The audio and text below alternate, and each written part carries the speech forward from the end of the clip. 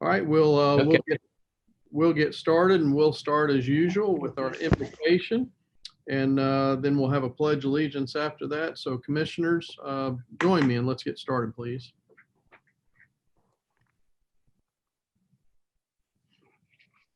Lord, thank you for the privilege today to come back and call upon your name, Lord. We thank you for our county commissioners and the hard work they do, Lord. Thank you for this day they've set aside to take care of everything that needs to be taken care of. Give them the wisdom they need, bless them and help them in Jesus' name. Amen. Amen.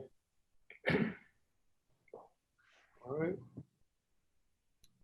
I pledge allegiance To the flag of the United States of America and to the republic for which it stands, one nation, under God, indivisible, with liberty and justice for all. Indivisible.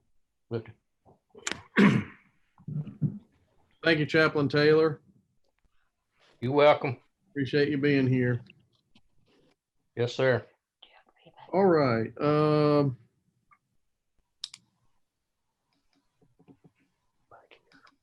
We've got some additions to make. We're adding a closed session. We'll add that as item 5A. Item 5A. That is Okay, you can get off of it now. What is that? Huh. I've been muted. I've been muted. You're still on. We can hear you.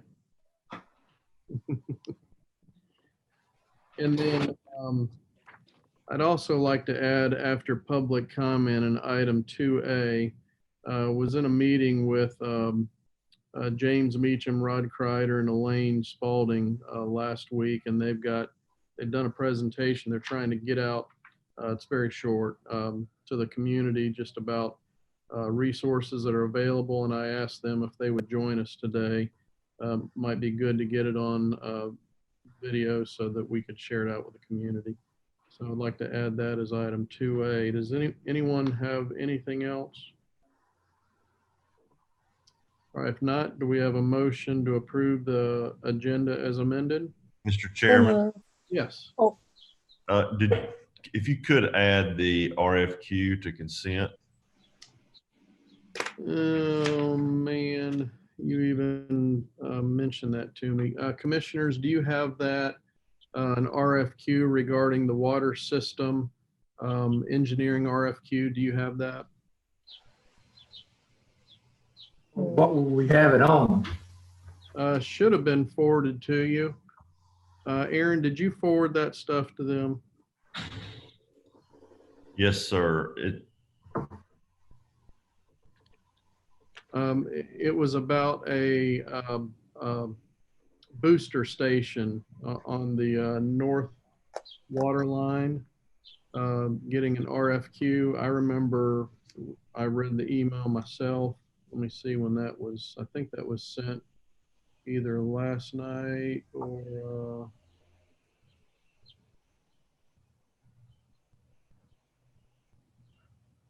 I can, if it's okay, I can read the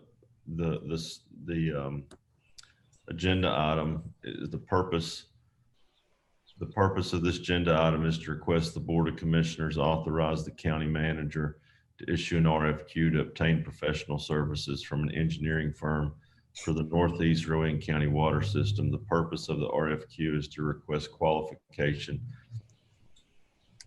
of engineering firms to provide on-call services and design of a chemical booster pump station.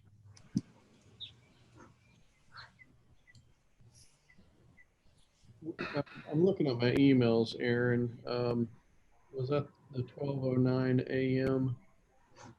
email? When did you? It was 11:33 p.m. Last night. That was early for you.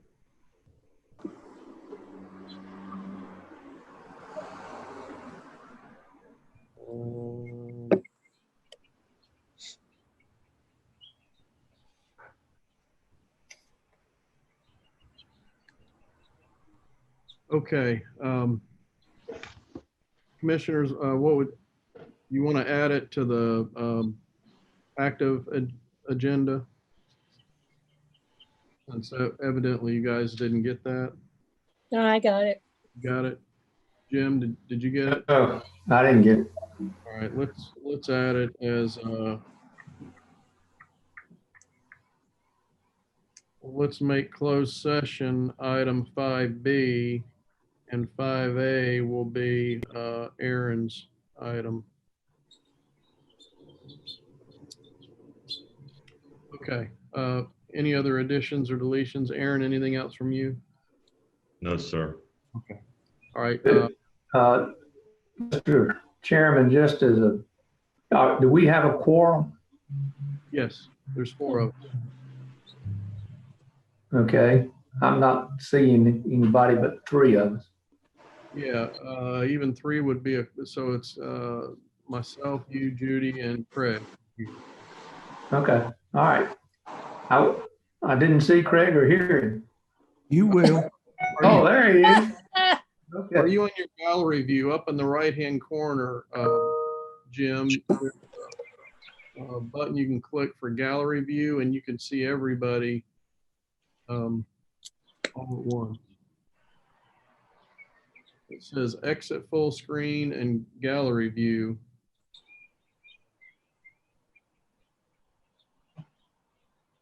That's all right, I'll get it in a minute. Okay.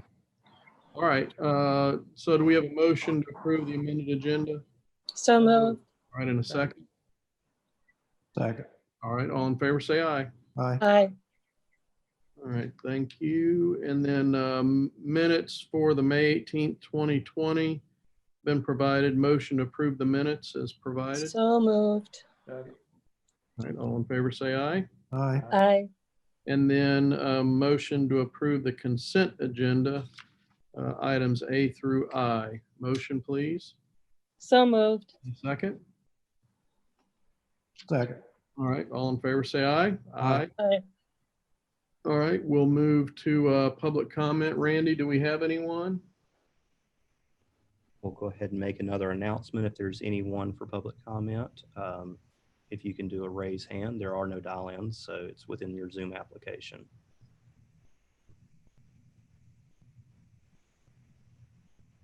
And no, sir, I'm not seeing any raise hands. All right, then we'll move on to item 2A. And let's see, do we have James and Rod and Elaine, or any combination thereof? Well, afternoon, guys. This is James. I'm here. April or Randy, you may want to move Rod or Elaine from attendee to panelist. I see they're in the attendee section. Yes, sir, we've just moved them over as well. Excellent. Thank you. You ready for us, Mr. Chairman? Yes, sir. Thank you for coming. All right. Well, thank you, guys. We'll try to be brief. Appreciate everything y'all are doing in this time for the leadership of Rowan County, and Chairman Eds had asked us to give kind of a quick update of some of the economic recovery efforts that are underway, and we'll get going from there.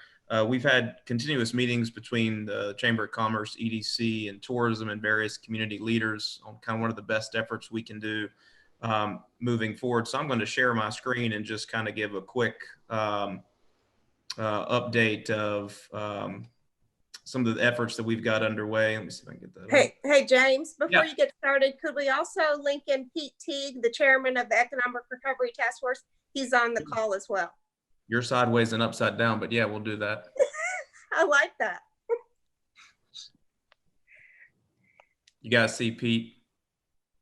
Yes, sir, we've just moved him over as well. Yeah, well, Pete's chaired a lot of this effort, so let me turn it over to him real quick, and then he can kind of give a grand scheme, and then we'll go to each individual group. Right. Well, thank you very much. Okay, yeah, I'll just briefly introduce this. Thank you, everyone. The task force was put together. It's been at least a few weeks ago now, maybe several weeks. And the purpose of the task force was to help our local businesses when it was time for them to reopen, for us to help them to do so as safely and effectively and responsibly as possible. Not for us to tell them when it was time for them to reopen. That's somebody else's job, including theirs in some cases. But the chamber, tourism, and EDC have all been very instrumental in this. A few other folks have been on the task force as well. So these three organizations in particular have done a great job, done a lot of work. And so I'm going to turn it over to them to let you know what they've put together and really what has already been rolled out. So I guess, James, we'll start with you. Yeah, thank you. April or Randy, it just says host participant as disabled screen sharing. So just as an FYI. I don't know if you guys can swap that. There we go. All right. Everybody see the slides? Yes, sir. So obviously one of the very first things we did was when COVID-19 fell upon us, while the health aspects were being determined, we had to determine the economic impacts and what that meant for the community. This level of joblessness and job loss has never been seen on this scale in such short amount of time. So it was definitely unprecedented in that manner. The three organizations quickly recognized there was no central resource for all this information to be in one place. Information was moving quick. It was coming fast, both from the health sector and the economic sector. So all three of us pulled together very quickly and just put a baseline place together, which we're still using today. Visit salisburync.com/resources. Really at first to focus on two key things. What were the economic resources available for both workers and businesses? The thousands of people in Rowan County that lost their jobs, most of them had never been unemployed a day in their lives, so they weren't even really sure what to do. The rules and regulations, as we've all know, have changed with that. There was state benefits, federal benefits, different timelines. So we continue to focus on that. Then as business resources became available, we started pulling those into one place as well. That was kind of March into April as we started figuring out that there was going to be a reopening phased approach. We then shifted the resource site to focusing on that key information, what are current requirements, regulations, while still continuing to add the resources to that. There's a lot of efforts around PPP, providing information to businesses in that area, how they could get support for that, different grants through the SBA program, federal, state, and local resources, and also nonprofit resources, such as the Golden Leaf grants that have been available in the state as well. Then became time to pivot. As Pete said, we started looking at how can we help these businesses get going. So that was where we get into marketing and promoting local commerce. And then how do we adapt to the requirements in that environment? So one of the biggest things we did was we developed what we called business resource kits. We recognized there was a heavy cost burden and time burden for businesses to get back up and running, to adhere to current CDC guidelines, state regulations, state recommendations. A lot of areas specifically to cover, from employees, guest experiences, the business experience, how do they communicate what they're doing, what are their best practices. Also things, there was a need for a lot of business staff hand sanitizer, social distancing floor decals, face masks if they wanted to go that route. So we put all this information together and developed a business resource kit as well, which is an electronic PDF they could download and get all this information. We have since updated this to include some of the required health department signs and regulations that came out from the state for phase 2. After that, what we did is we then put these kits together, sent it out to the small businesses, and we've been very pleased. We've had 162 of these ordered. 148 of them have already been installed, and the 14 that haven't just came in over the weekend. So we're still seeing demand for this. We're prepared to be able to service up to 250. We've got that inventory in stock now. We're expecting probably a surge as we get closer to phase 3, because as you all know, there were many businesses left out of phase 2. And so those businesses that were not, or organizations that were not in phase 2, we're trying to help them get revved up as well. So I think those are all key resources. We're really glad to put those together. A lot of partnership with the Chamber, Economic Development Commission, different organizations like Downtown Salisbury helped out delivering on Main Street. But just been very pleased. We've also, the fact that we did all this brand work back in 2016 really just gave us a great, easy platform for everyone to be on the same page, and so that this community is focused on both business confidence, consumer confidence, and safety and health at the same time. So we're very happy with that progress. Then we wanted to focus on what are things we can do that are quote unquote permissible at first in phase 1 and then phase 2. Recognizing our organization is primarily focused on people external to Rowan County, but we recognize that getting commerce and the cash registers ringing locally is the most important thing right now. So we broke it up into really 4 areas, encouraging people to visit locally, shop local, eat local, and visit outdoors. We started with visit outdoors because for a while that was really the only permissible activity. So we started developing a campaign that's really going to continue into September, where we're focusing on those 4 areas. Both we have some new videos coming out, digital and social media, obviously, but we really want the local community to feel that this is important, that we recognize this important.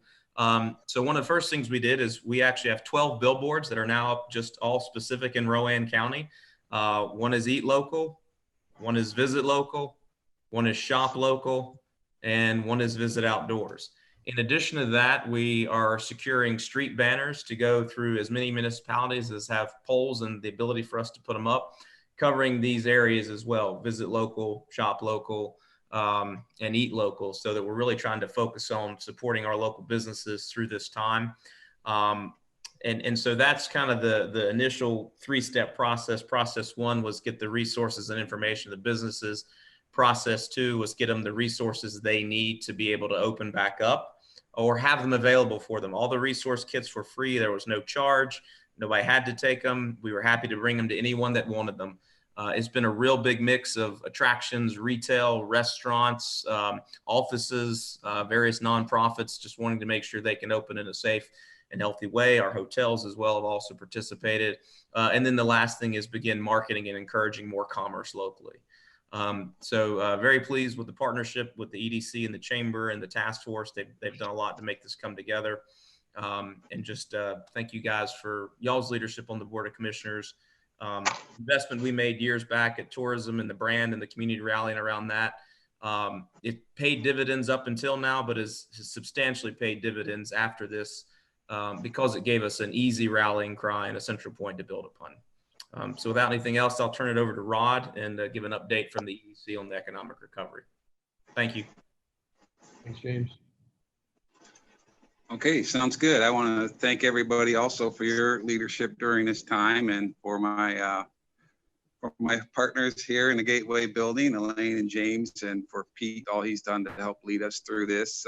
We've been focusing on a few things as well. I don't have any slides to show, I don't think, but let me just run through a few of the things. Most importantly, what we were doing was maintaining outreach with our manufacturing community and other traded sector employers across Rowan County. Just as we started entering into this, Chewy was beginning their hiring process. Last time we talked to them, they had hired about 600 people so far, which was on track with where they wanted to be at this time. And they're looking now to hire an additional 800 folks to complete the hiring at that facility. So that's 1,400 jobs. And if you remember, they committed during their incentive process to 1,200. So they're already planning for above and beyond what they had originally intended to do. And we found out pretty early that because the manufacturers were deemed essential businesses, that they were kind of on the leading edge of all the health and safety issues and all the other things that other smaller businesses were having to face a few weeks later. So we were able to share some of their experiences with other businesses. We initiated a survey, an economic impact survey of all businesses across Rowan County in conjunction with 250 other economic development organizations across the country, so that we could not only measure what was happening locally, but compare that to what was happening nationwide as well. And the results were pretty frightening at first. They've been improving, but the impact was pretty hard and it was pretty swift. But like I say, they're improving. We just got our latest figures yesterday. I haven't had a chance to go through them all yet, but looking forward to seeing how we've been progressing over time. We also implemented a digital tool called Zoom Business. It's the Open for Business directory. It allows any business in the county to go online, enter information about their business, what their hours are, what safety protocols they've undertaken, whether they have the kits we've put together in place, whether they're delivering, whether they're doing curbside still, all those sorts of things to try to encourage people to shop local, buy local. And then we've initiated a couple of marketing initiatives during this time. We didn't want to drop off the radar screen of our audiences. And so we did two things. One was a promotion to site selection consultants. We sent 63 of them a 6-pack of New Sarum beer with different varieties and asked them to enjoy a Rowan County refreshment while they were binging all their favorite shows during this time. And we got some really positive feedback from the consultants on that. We're getting ready to launch a smaller can be better advertising campaign in some of the print media because everybody's saying now that, perhaps one of the effects of this pandemic is that companies will be looking for smaller communities that have less health risks. We wanted to take advantage of that. So we've rolled out this campaign that will be going out here in the next few weeks. Workforce development, we've been focusing on too. Initially, like I said, we were trying to help Chewy and moving people that had lost their jobs into jobs that were available at Chewy. With the help of Brian Overcash and his team at GCS, we launched Connect Rowan, which is an online tool for people to go in and submit an application for employment. And once they do that, interested employers can go in and take a look at the applicants and contact them directly. We're also initiating new digital tools. Another one of the results of this is that we're going to be seeing less personal visits from prospects, from consultants, more of the work, and it's going to be done in advance through the internet. Most of it is already done there now, but we're going to become even more reliant upon that, upon things like perhaps virtual reality tours of buildings, being able to have drone tours of different sites. All these things we're trying to get into place, anticipating what the new marketing environment for economic development may be. So those should be in place for us pretty soon. And then we've been kind of going back. Scott and I were just talking before this call. We're shoring up our properties and sites. We're taking a look at them. We have some best practices from a couple of the leading brokers that we've worked with here, Don Moss and Grant Miller, who published in one of the trade magazines some guidelines for communities in terms of what they would consider to be adequate information on a site and building. So we just wanted to go back and check and make sure that we had all the information they suggested that we needed to have, and where we had deficiencies, we can work on those and get that information when they have a prospect that they would like to show here in Rowan County. So that's it for us. And I guess from there we go on to Elaine. Thank you, Rod. Sorry about the phone. Thank you, Rod, and thank you, Chairman Eds, for inviting us to be part of this. Of course, the Chamber working with our existing business community and specifically focusing on an enhanced role for the Chamber with our business advocacy efforts. We've been working very hard at the federal level on all of the small business loan programs that have been announced. And of course, since the state legislature started meeting, we're also working with them on trying to make sure that all of our rules and regulations for the business community can be as smooth as possible. Most recently, we've been working on the payroll protection plan, loans at the federal level, and making sure that our local businesses who received that forgivable loan know what kind of records they need to keep so that that can truly be a forgivable loan for them. We've also worked on our workforce development initiatives. We were trying to attract employees to relocate to Rowan County through a military talent and attraction program. And we still want to do that. But in the next couple of job fairs, we're really going to focus on our local citizens in Rowan County that unfortunately were displaced from their positions, and really trying to help our local employers and our local displaced workers find good jobs. Hopefully throughout this effort, they may even look at some enhanced education opportunities at our local colleges and at RCCC. They have really enhanced their R3 Center to help people improve their skill sets so that they can get a better job with better benefits. And our chamber staff and volunteers have been calling all of our chamber members, just seeing how they're doing and checking in with them. We've made over 300 customer service calls just to ask folks what's keeping you awake at night and what can we do to help, and making sure they're aware of all the resources that are available to them so that we can help our local business community survive the COVID-19 crisis and hopefully thrive in the months to come. That's all we have, Chairman Eds. Oh, well, thank you, and thank you for the update. You guys have done a lot of work, and the business community and this board certainly appreciates it. And we wanted to get this as part of the record so that folks will be able to see what's going on. So thank you. I mentioned to you guys, I think last week, that this all doesn't come together at once. This has been going on for years and years now, really beginning with the rebranding and marketing. And this is just a natural flow from that. And so James and Elaine, Rod, we appreciate you guys and thank you for keeping us posted. So, Thank you. Mr. Chairman, I Thank have you. a question. yes, ma'am. Elaine, in Yes. your calls that you're doing and conversations out in DC, are you exploring at all what help is available for our nonprofits? Yes, in fact, I didn't mention the number of webinars that we've done, but we have had several of our not-for-profit organizations attend and participate in the webinars that we've had. And we're actually working together with our Gateway partners on some additional webinars for our not-for-profit organizations. As you know, our United Way really stepped up to the plate with the Salisbury Post for the COVID-19 Relief Fund. And there are a number of our not-for-profit organizations that are benefiting from our local community donors. So please, if you're listening out there in Rowan County and you have not yet given to the United Way Fund, please do. Commissioner Klusman, I did want to reference that the PPP program was obviously available for C3s, C4s and C6s were not included. If there are C3 organizations in Rowan County that have not taken advantage of that program that still want to, there's about $100 billion left in that program, and you can still get those applications processed and approved.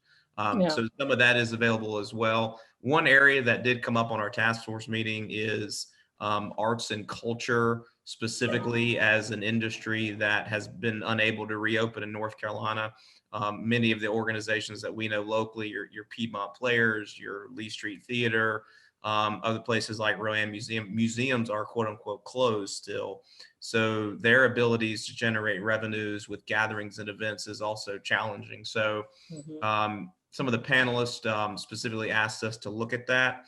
The National Endowment of the Arts has received a substantial amount of CARES Act money, but unfortunately most of that has gone to large scale nonprofits, your Smithsonian's, your larger state sites and museums, and even then it's really gone to state governments as opposed to the individual nonprofits and arts and cultures that we know. So we're trying to see what other avenues come down the pipe to maybe loosen up some of that federal money that just made it to the large endowments. But that, unlike PPP trickled all the way down to where we had groups getting $6,000, $7,000 loans to bridge the gap. But the arts and cultural nonprofits, the local ones nationally, were not really touched with the CARES Act, as I think many people hoped they would. So we're aware of that, and we're going to keep trying to work for that. Well, I appreciate that because I'm involved with a very small nonprofit, and technically they only have one full-time employee, and then they've got other folks that are basically contract part-time. So the PPP program really didn't apply to them. But if you hear of anything else, please let me know so I can share that with them. We'll do. We'll do that. We'll do that. Thank you. Sure. All right. Thank you, Judy. All right, we'll move to item number 3, and Shane Stewart for SNIA 01-20.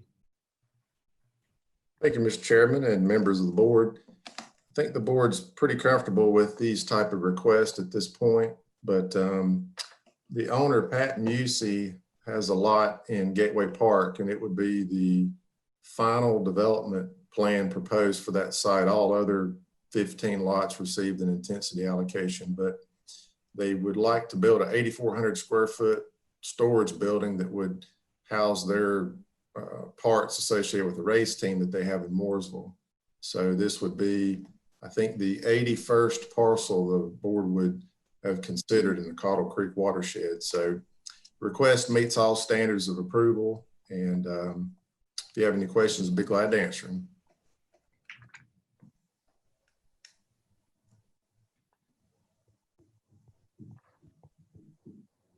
All right, any questions, Shane?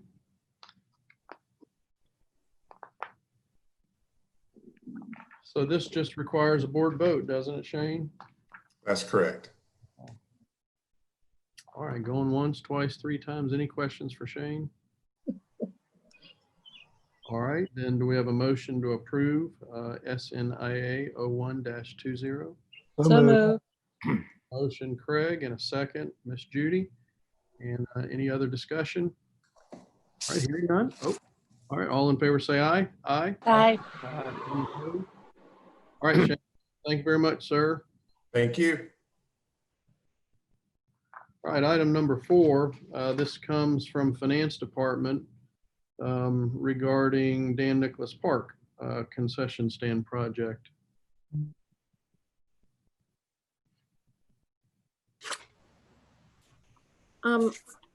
Hi, this is Leslie Heydrich. I believe that Don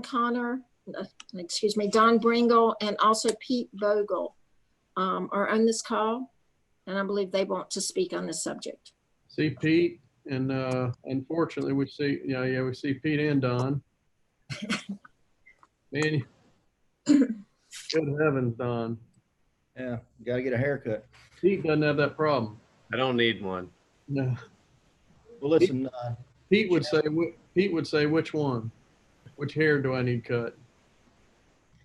All right, Don, go ahead. I'm sorry.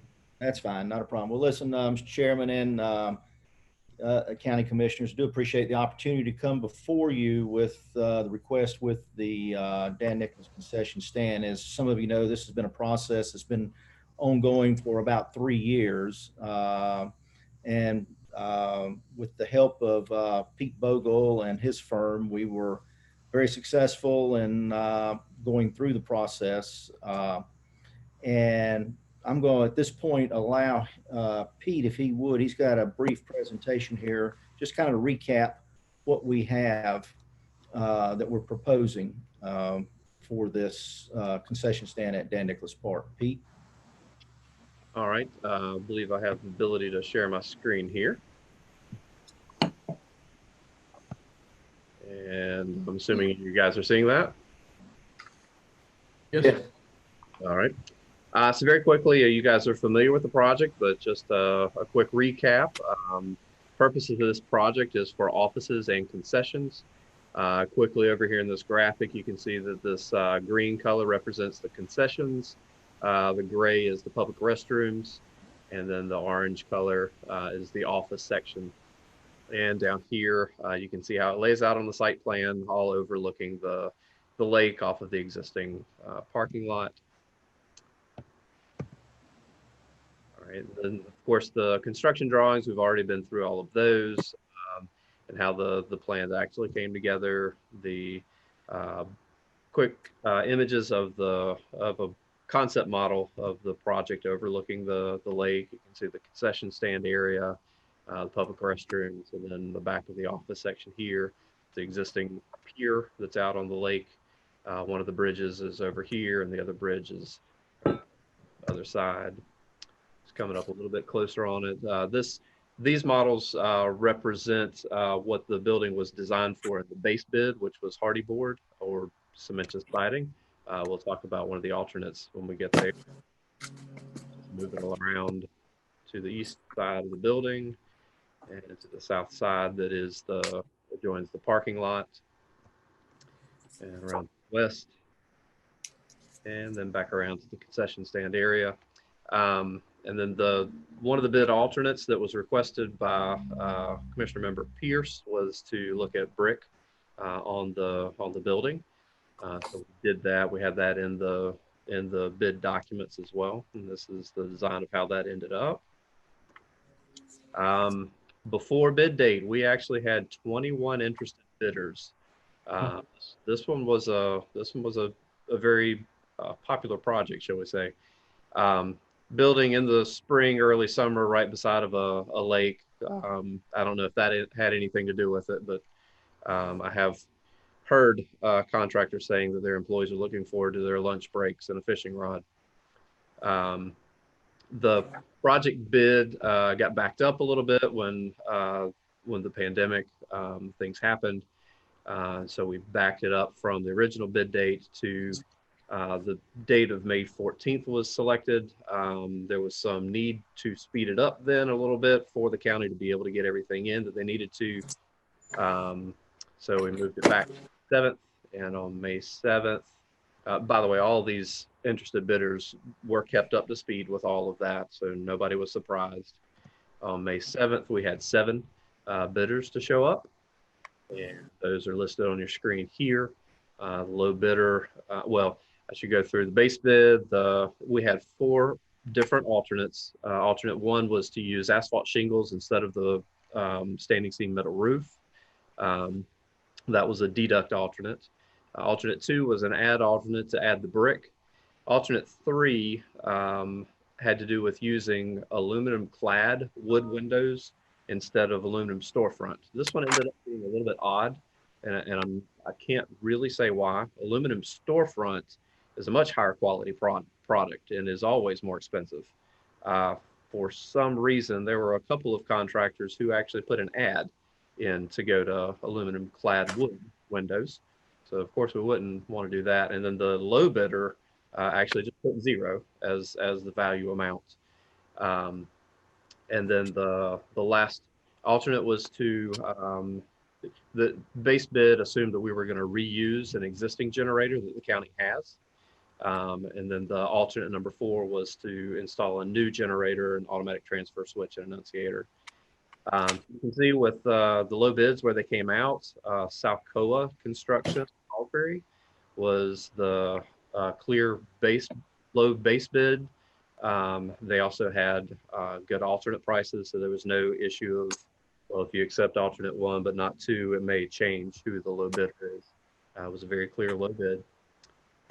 From there, here's their actual bid on bid day using Graham's Piping for plumbing and HVAC, a local firm.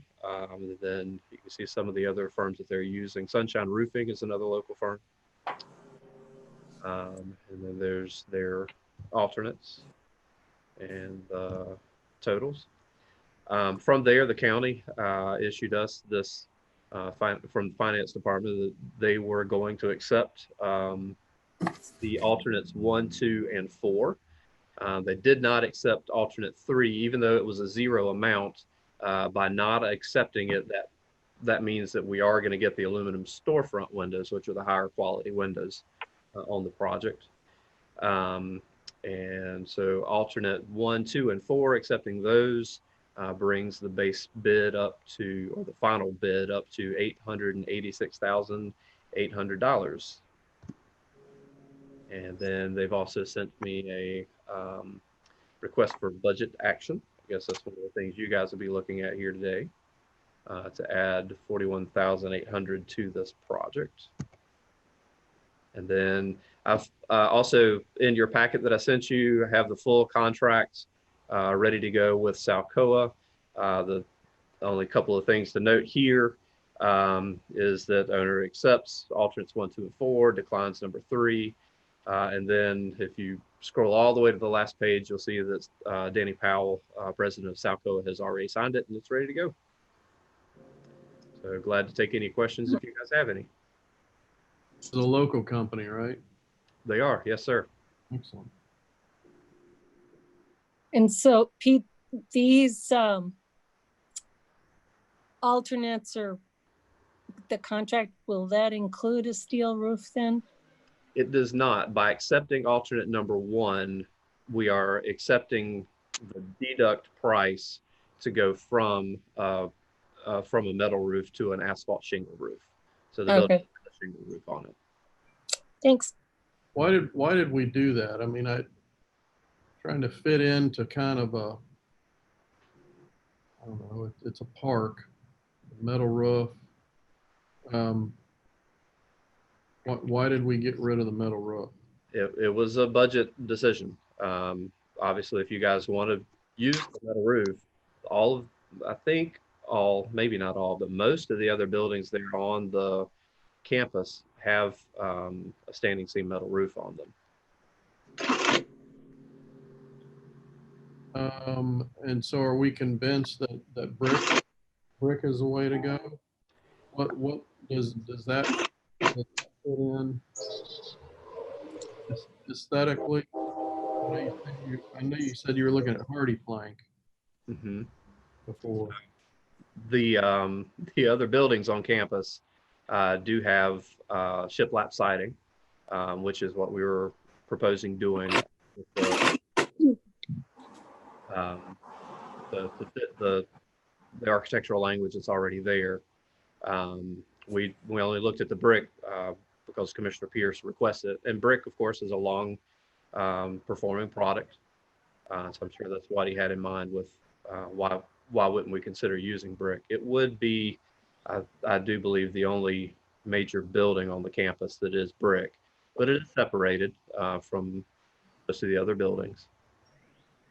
Pete, going back to the steel roof, what's the difference between the asphalt shingle and steel roof? 24 grand, 25 grand.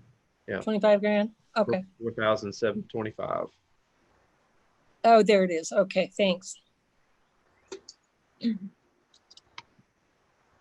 But Craig, what do you want to do on this? Well, my opinion on it is brick is permanent, requires very little to no maintenance. I'm not against spending the extra 24,000 to put the metal roof on it. I think it would be low maintenance long term. I look at some of the school buildings that we're tearing down that are 110 years old, they're brick and they haven't required any maintenance. And that was my concern is, for the difference of, they're all over the place, but for $26,000, I'd rather have a building that we build it and it's done. I mean, with the metal storefront that you're putting in for the windows, there's no maintenance there. Put a steel roof on it, there's no maintenance there. I mean, the idea is to build it and not have to keep maintaining it forever. I really would like to see a metal roof on it too. I know it's more money, but like Craig said, as far as upkeep and maintenance, you're just not really going to have to do anything to it unless a hurricane comes through and blows it off.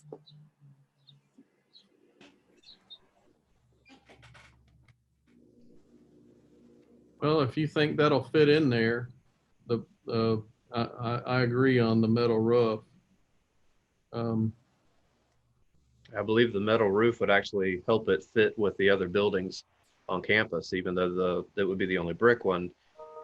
Having that kind of signature green standing metal seam roof that those other buildings have, it would help it fit in.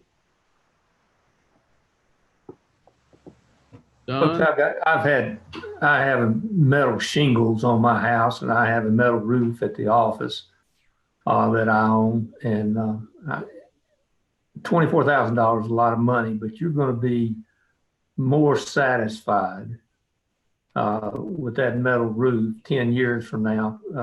Asphalt shingles are great, but 12, 14 years from now at the most, you're going to be replacing that roof.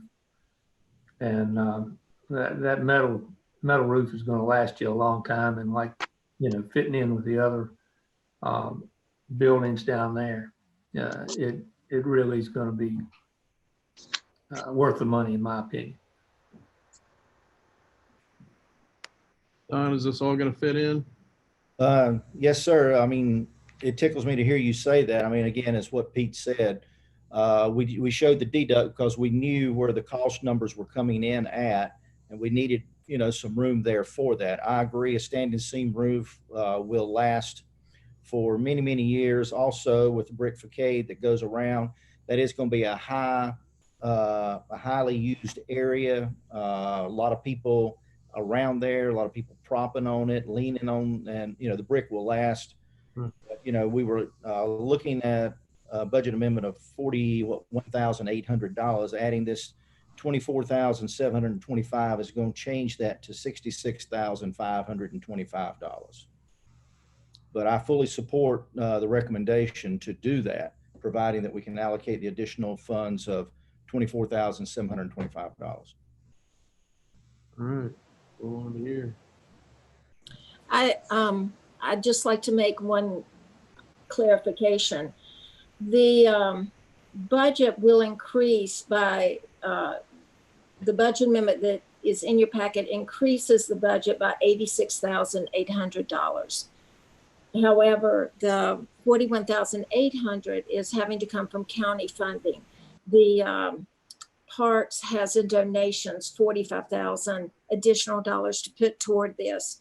So total expenditure increase, adding the $24,725, will take the budget amendment to $111,525, with the county picking up the $66,525.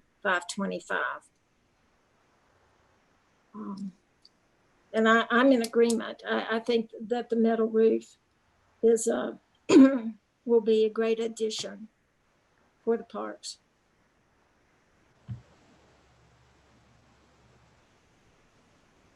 All right, any other discussion, questions for Pete or Don?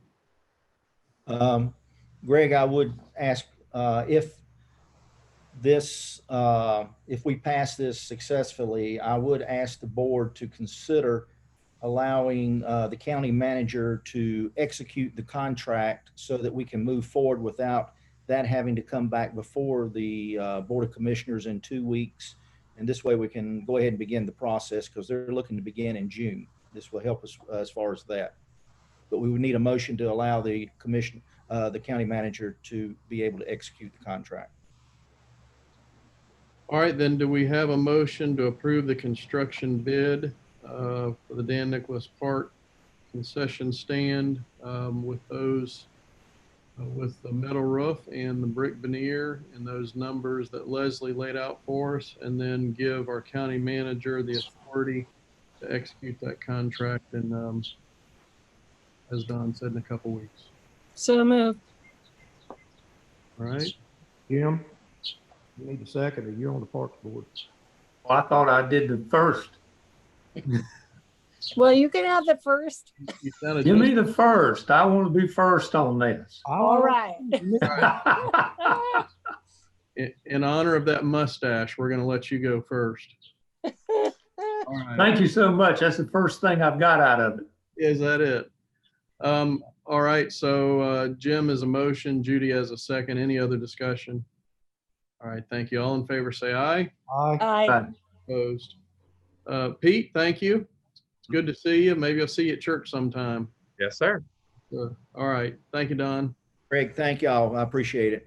Sir.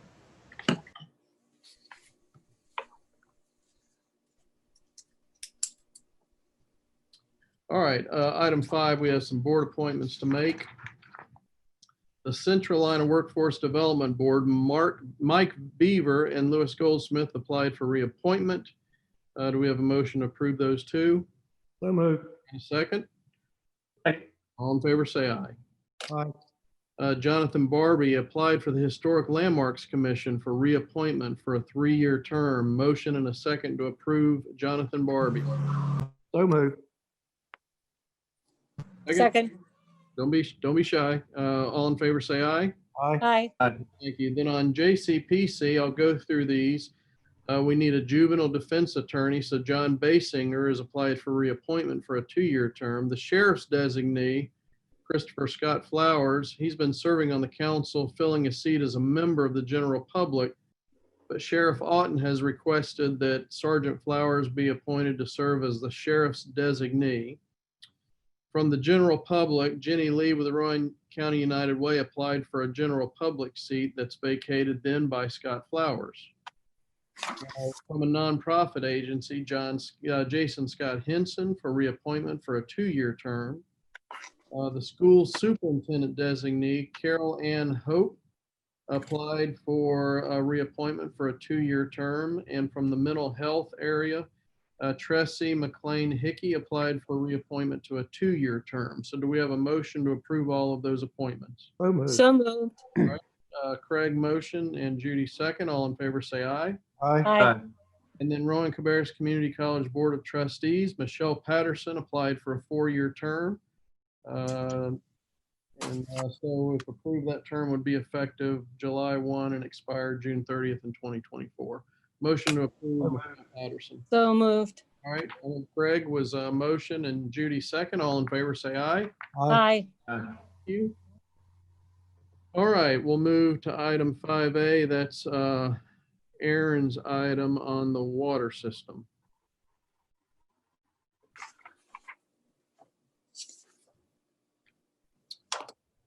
Let's see here. Thank you, Mr. Chairman. Basically, this is a request that the board authorize the manager to issue an RFQ for on-call professional services from an engineering firm for the Northeast Rowan County water system. The purpose for the request is to seek a qualified engineering firm to provide on-call services and to design a chemical booster pump station. If this is approved, we'll issue the RFQ this week and hopefully have a contract back before you in July.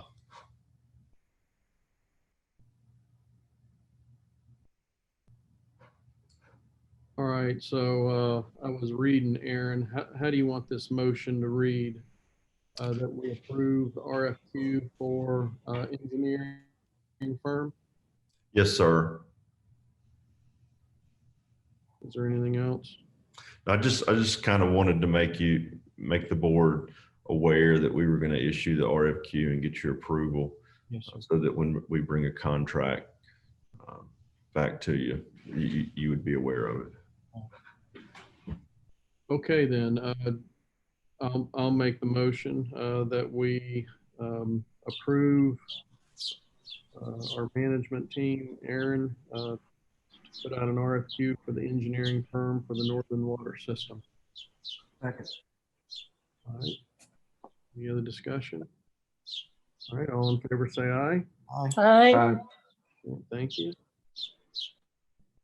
And then let's see, our next item is going to be closed session. Let's see here.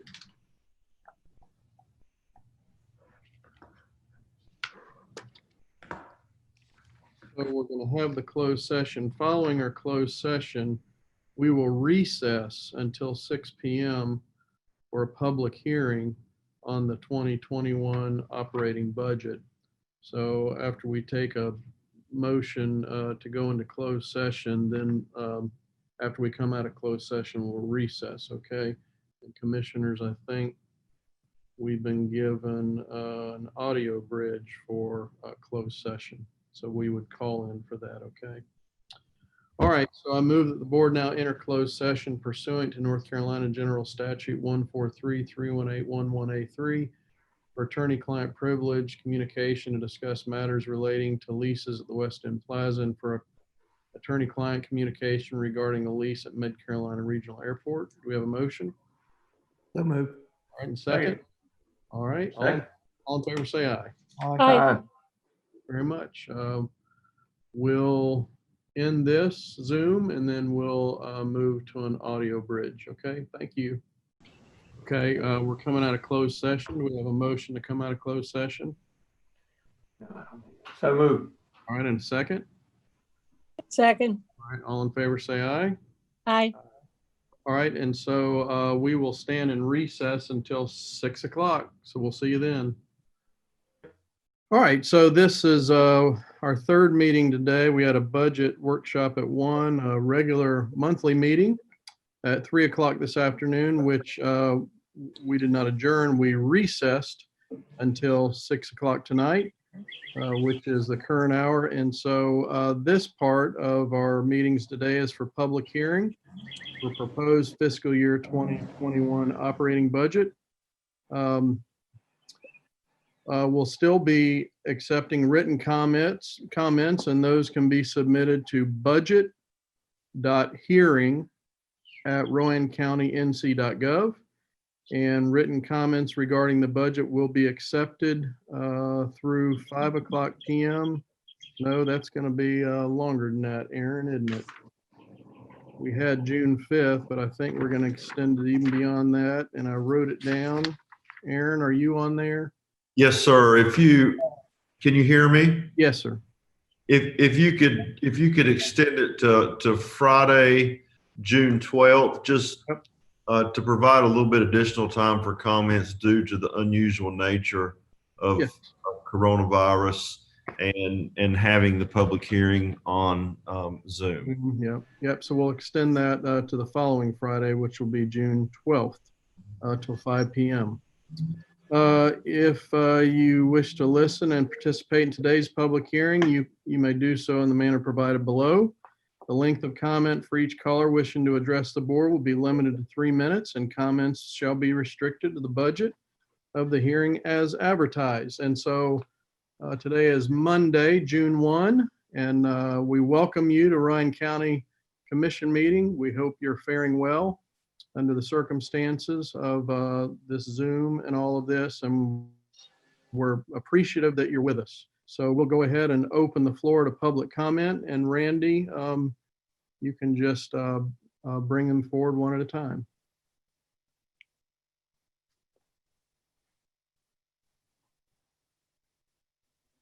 Thank you. April will be assisting with the unmuting.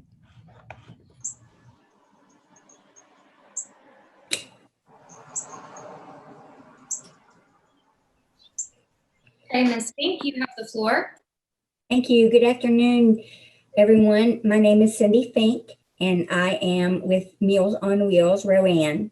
First, I'd like to thank you all for the 2019-2020 allocation and let you know that we're now providing home delivered meals to 285 individuals and are serving 75 individuals additional meals, anywhere from 2 extra meals to 9 extra meals per week due to the COVID crisis. The number of our participants has grown by 20% since March, and the number of meals served per week has grown exponentially.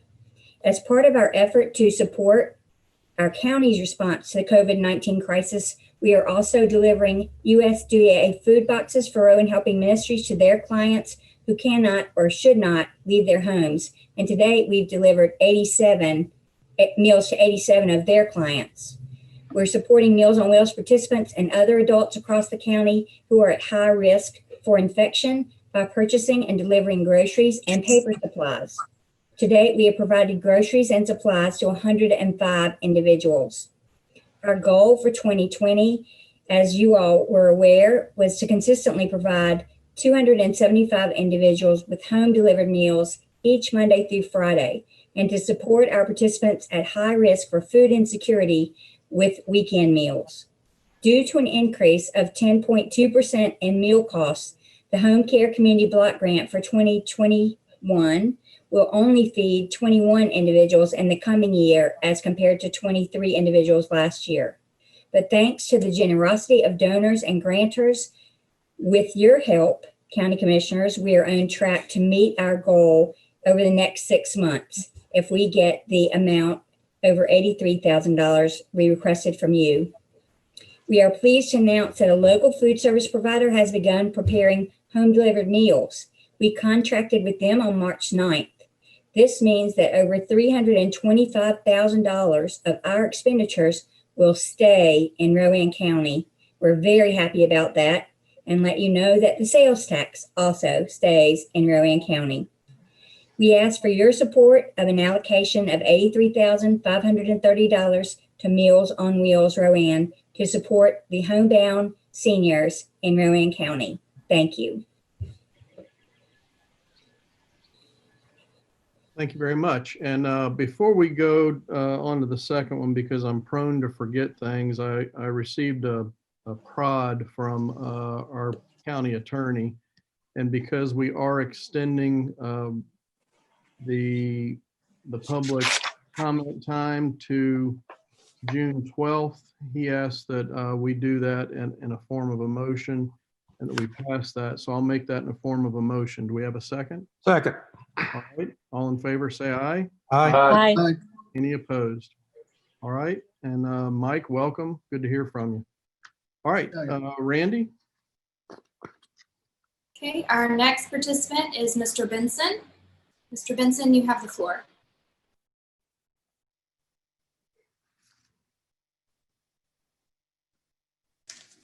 Good evening. Thank you, Mr. Chairman, County Commissioners, and the staff for the opportunity to speak tonight.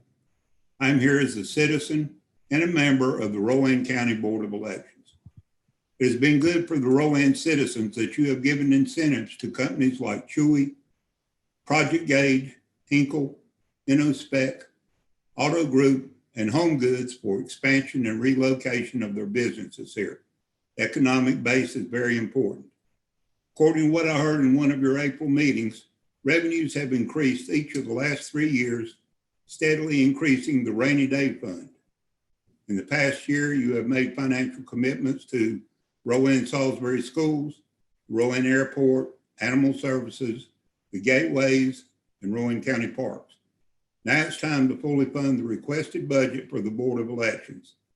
The coronavirus funds, if fully available, allow the Board of Elections to have clean, protected, and safe election sites for voters and poll workers alike. The requested budget from the Board of Elections is to make voting more accessible to Rowan citizens. The requested budget by the director is at the direction of the majority of the Rowan County Board of Elections. I respectfully ask you to approve the fully requested amount. Any cut to the requested funds would endanger our electoral process. Thank you. Thank you very much, Mr. Benson. April? All right, our next public comment comes from Mr. Hoyt. You have the floor, sir.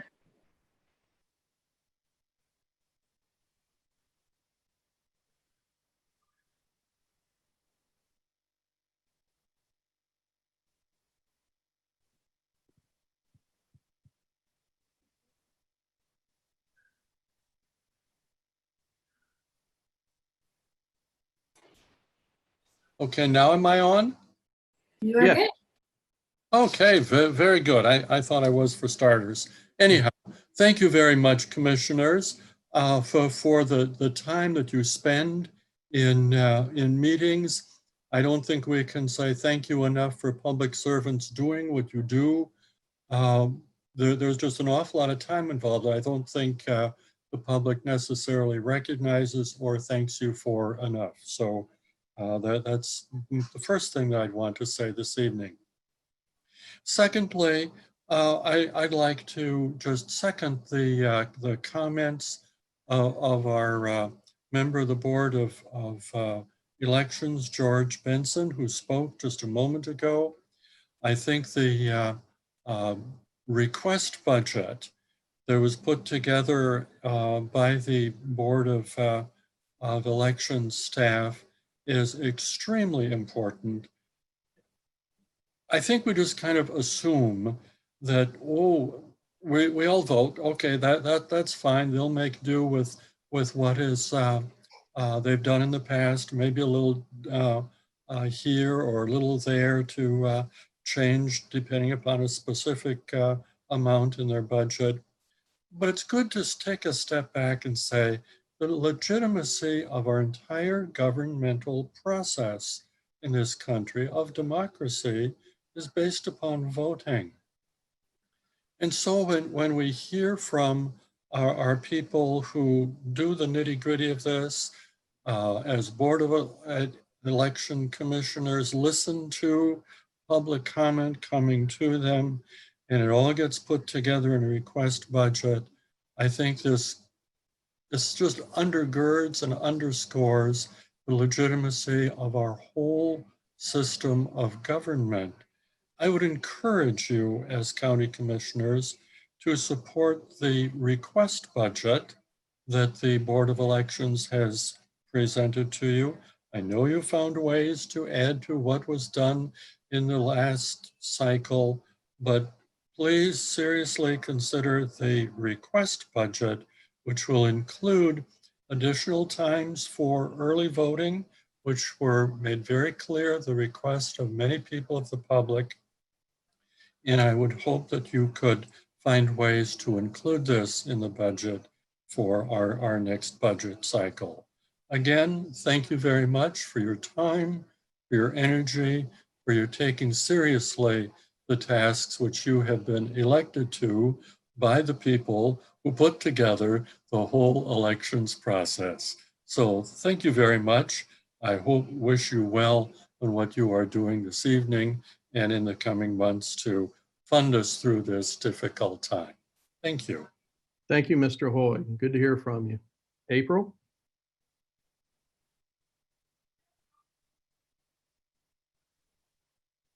Okay, and next up is Ms. Pam Bloom. Thank you. Welcome. Thank you. Good evening. I've lived in Rowan County for over 30 years, and I do love it here.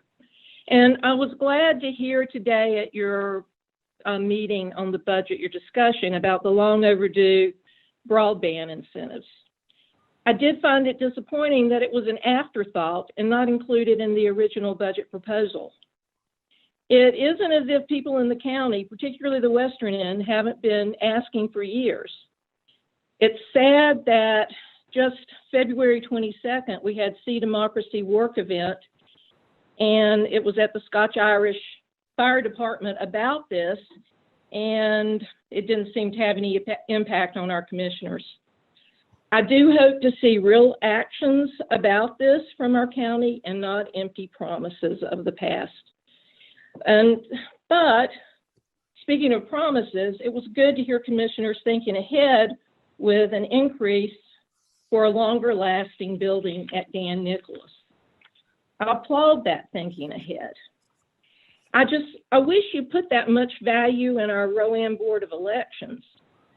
Since 2016-17 and forward, you have not fulfilled the requested budget request from the Board of Elections Director.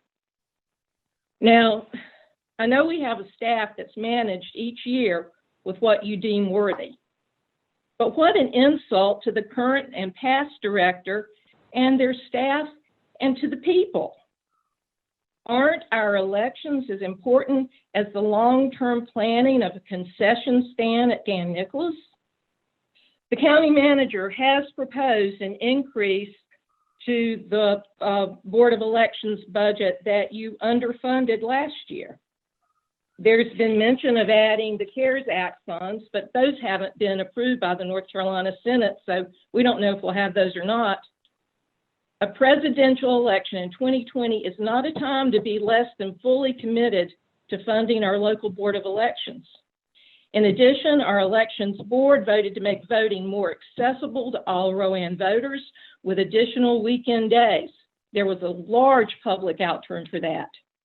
I've been unable to find any kind of definitive information as to whether those CARES Act funds can be used for anything other than sanitizing and coronavirus-related tasks. So commissioners, you've said it, be original. Don't compromise when it comes to our United States election process. Please listen to the people. You are our representatives. Thank you. Thank you, Ms. Bloom. April? Okay, seeing no other. Sorry about that. We don't have anyone else for public comment, so we'd like to extend another invitation. If you're using the Zoom app, You can utilize the raise your hand feature to be able to, for us to take your information to have you unmuted. If you're in by dialing in, you can press *9 to be recognized. And we'll wait for a minute to see if anyone zooms in.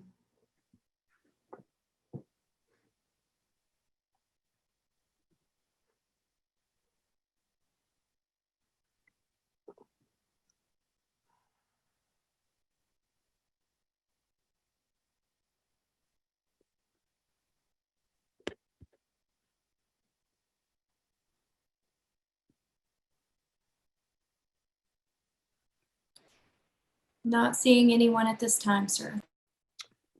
All right. Is there anything else on that agenda?